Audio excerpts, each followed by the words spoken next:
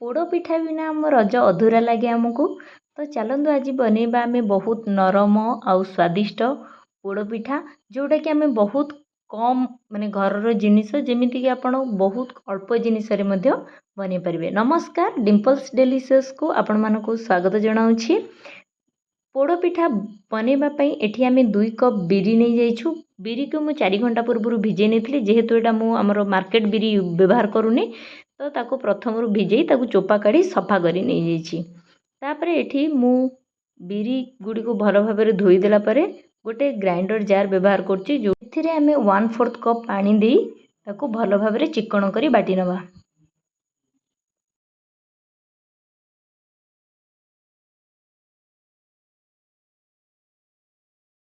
देखो आमर बैटर बहुत भल भाव बाटी जाइए, ना बहुत पतला अच्छी ना बहुत गाढ़ा मध्य अच्छी, एमती ही कंसिस्टेंसी रे आपण बैटर टी को रख। 2 कप बिरी पाई अध कप चाउल चूना व्यवहार करेंगे। जदि चाउल चूना आपण पाखे नहीं ताहले सुजी ये व्यवहार करें। सुजी द्वारा भी बहुत क्रिस्पी बनी था आमर पिठा।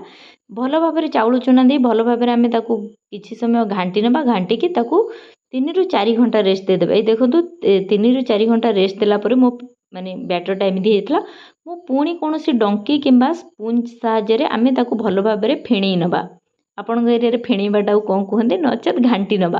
ताको भल भाव घाटिवा द्वारा आमर पिठाटा बहुत नरम बनी था। एठी मु अध कप पुणी सही मेजरमेंट कप रे अध कप चीनी दूची। जदि आपण मानक बहुत मीठा पसंद ताहले अल्प अधिक करि पारंती, नचेत एई जो अध कप चीनीटा परफेक्ट। आउ एठी गोटे माने फाळे नड़िया, गोटे नड़िया नुह, एठी मु फाळे नड़िया को कोरी नहीं ताको मोर मेजरमेंट कप रे अध कप ही हेतिला कोरा नड़िया। तो एई चीनी आउ नड़िया को मु भल भाव मिसई नउची। चीनी आउ नड़िया को आम भल भाव मिसई सारा पर ताको आम पुणी किछि समय माने 5 ରୁ 10 मिनिट पई रेस्ट दे देबा, जेमिति कि हमर चीनीटा भल भाव मिसी जिवो। एठी अध छोट चामच मु लुण दे दूची। लुण कहीं कहीं मिठारे पसंद करंतिनी, जदि आपण भी मिठारे लुण खांतिनी ताहले एई पार्टी को स्किप कर देबे, नचेत अध छोट चामच लुण दे देले बस हे जिवो। आको बारंबार फेंटिबा द्वारा आमर कोन ना आमर पिठाटा बहुत नरम बनी थाए। तो ताको फेंटी फेंटी बारंबार आपण हल्का बनैबार अछि आपण बैटर टी को। देखो आमर बैटर टी एबे प्रस्तुत हो जाइए। 5 ରୁ 10 मिनिट रेस्ट पर बैटर टी देखो पानी बहुत देबेनी, कारण चीनी पकेला पर आमर टिके बैटर टी पानी हो जाए। देखो चीनी देबा पर आमर बैटर टी टिके पानी हो जाइए। मु गोटे भारी कड़े ये नौची, जदि नॉनस्टिक पैन नेबे भल कथा, नचेत गोटे भारी कड़े नहीं जिबे। भारी कड़े टी को देई किछि समय गरम करि नेबे। जेतेबेले आमर गरम हो जिवो तापरे एठी 2 ରୁ 3 चामच बड़ चामच तेल किंबा जदि घिओ खाउथिबे घिओ मध्ये दे देबे। घिओ देई प्रथम रु मु किछि एठी कदली पत्र को प्रथम रु तेल मारी ताको सेकी कि अल्प टाइम रखी देइछि। देखो एबे तेल दे सारी आमे तेल गरम हो सारा पर जो आमर कदली पत्र रखी ताको भल भाव कड़ाई रे बिछाई दबा, जेमिति आमर पिठाटे जेतिकी डायमीटर कभर करिबा आमे सेमिति बिछाई नबा। जदि वीडियोटी भल लागुची लाइक कमेंट शेयर करंतु। जदि मो चैनल नुआ अछंती प्लीज सब्सक्राइब करंतु। आउ एथर रजरे पोड़ पिठा बने खातु, आ मो सहित आपणकर एक्सपीरियंस मध्य शेयर करंतु। देखो मु भल भाव बिछाई नउची पत्र गुड़ी को। तापर एठी जदि आपण पाखे कदली पत्र न मिलूँ आपण शाल पत्र यूज करेंगे, नचेत आमर जो खली आसे खली पत्र को भिजेकी अल्प समय पर रखी ताकू मध्य व्यवहार करेंगे।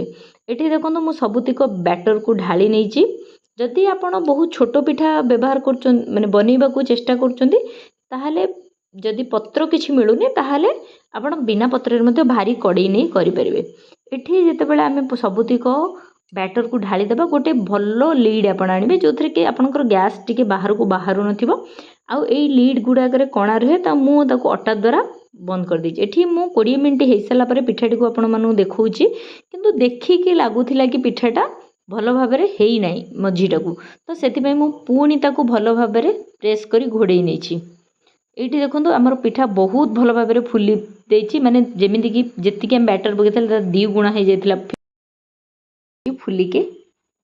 एठी देखंतु एबे मोर 40 मिनिट हे जाइछि। 40 मिनिट परे मो पिठाटी को काढ़ी देखौछि। तार देखंतु चारिपटु माने पोड़ी पोड़ी आसलाणी, जेमिति हमर पत्र रु पूरा बैटर टी छाड़ी जाइछि। आउ मु एठी गोटे टूथ पिकर द्वारा देखौछि आपनको। टूथ पिकर टी देखंतु हमर पूरा क्लीन आसी जाइए। तो आमर पिठा ए रेडी हो जाइए। आम 5 मिनिट पर्यंत कि 10 मिनिट पर्यंत आपको घोड़े रखीदे।